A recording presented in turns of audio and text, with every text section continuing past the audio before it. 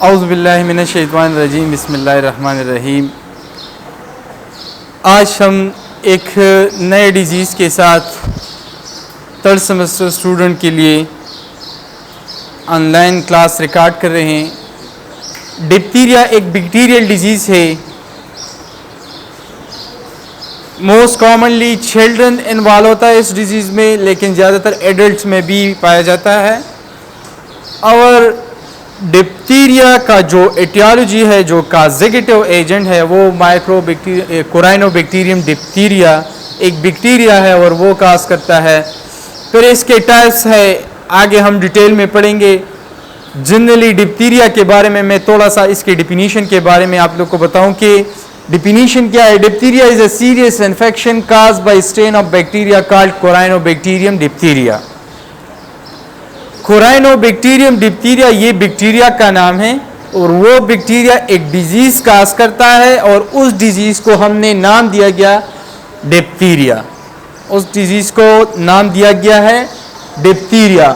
अब ये डिप्थीरिया एक वाइटिश मेम्ब्रेन बनाता है, या तो स्किन के ऊपर सबक्यूटेनियस, या नोज में नेजल डिप्थीरिया, या लेरेंजियल डिप्थीरिया लेरिंग्स में एक वाइटिश मेम्ब्रेन जो है वो बनाता है। और उसको फिर हम इसको स्पेसिफिक पे नाम देता है कि ये स्किन डिप्थीरिया है या नेजल डिप्थीरिया है। That make toxin poison, it can lead to difficulty in breathing. जब ये मेम्ब्रेन बन जाता है फॉर एग्जांपल या थ्रोट में, लेरिंग्स में, तो फिर पेशेंट को डिफिकल्टी होता है ब्रीथिंग में, वो सही तरीके से ब्रीथिंग नहीं ले सकता। इसको हम मेडिकली डेस्निया इसको कहते हैं, डिफिकल्टी इन ब्रीथिंग या शॉर्टनेस ऑफ ब्रीथिंग, SOB भी कहते हैं इसको। Difficulty in breathing, heart failure, जब ये कॉम्प्लिकेशन में जाता है तो हार्ट फेलियर भी आ सकता है, ये एक कॉम्प्लिकेशन है इसका। पैरालिसिस एंड इवन डेथ भी काज हो सकता है। डिप्थीरिया एक ऐसी बीमारी है जब कॉम्प्लिकेटेड हो जाए तो इसमें एक तो डिफिकल्टी इन ब्रीथिंग आ जाता है, दूसरा हार्ट फेलियर भी आ सकता है, इसका एक कॉम्प्लिकेशन है, और इवन कि पेशेंट एक्सपायर भी हो सकता है। बैक्टीरियल इन्फेक्शन है। And adults to prevent, CDC recommend vaccine for infants. बच्चों के लिए CDC जो एक ऑर्गेनाइजेशन है उसने एक वैक्सीन रिकमेंड किया है जिसे DPT के नाम से आता है, डिप्थीरिया, पर्टोसिस, एंटीटेनस। ये 3 डिजीज है, इसी के लिए हम बच्चों को वैक्सीन लगाता है। इन्फेंट अप टू 1 ईयर बच्चों को हम ये वैक्सीन लगाता है।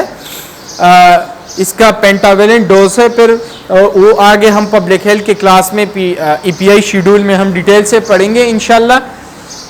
Children, teen and adult to prevent diphtheria, ये वैक्सीन जो है चिल्ड्रन को भी लगता है, एडल्ट्स को भी लगता है, और टीनेज जो है उसको भी लग सकता है।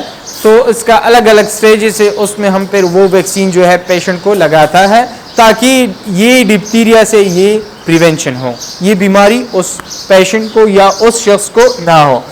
अब इसके जो एटियोलॉजी है, एटियोलॉजी मीन काजेगेटिव ऑर्गेनिज्म या काजेगेटिव एजेंट जो ये डिप्थीरिया काज करता है, वो मैंने आप लोग को डिफिनीशन में भी बताया कि corynebacterium diphtheria. Diphtheria is an infectious disease caused by bacterial microorganism which is called corynebacterium diphtheria, उसको हम ये कहता है।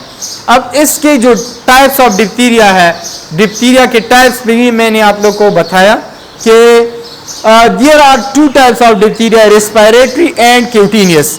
रेस्पिरेटरी डिप्थीरिया में नोज में, लैरिंग्स में यहाँ पे आ सकता है, पेरिंग्स, लैरिंग्स से nose. Respiratory diphtheria involve the nose, throat and tonsil, ये रेस्पिरेटरी डिप्थीरिया है। लैरिंग्स, नोज एंड थ्रोट जो है वो इन्वॉल्व होता है रेस्पिरेटरी डिप्थीरिया में। क्यूटेनियस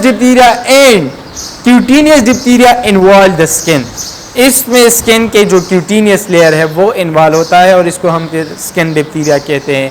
तो ये इसके टाइप्स हैं। इसकी जो ट्रांसमिशन है ये बहुत इंपॉर्टेंट है आप लोगों के लिए। ट्रांसमिशन किस तरह इसका होता है? human to human transmission of diphtheria typically occur through the air when an infected individual cough or sneeze.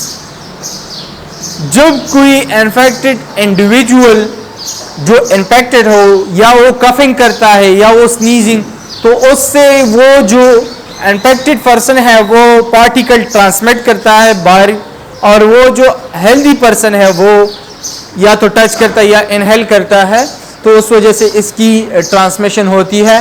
Breathing in particle release from the infected individual leads to infection, या इसके साथ साथ कंटेक्ट विद लीजन. अगर किसी legion के साथ contact हुई skin का तो उससे भी इसकी ट्रांसमिशन हो सकती, can also leads to transmission of diphtheria. ये भी इस तरीके से ट्रांसमिट हो सकता है. But this is uncommon. Indirect infection can occur as well as an infected individual touch a surface or object.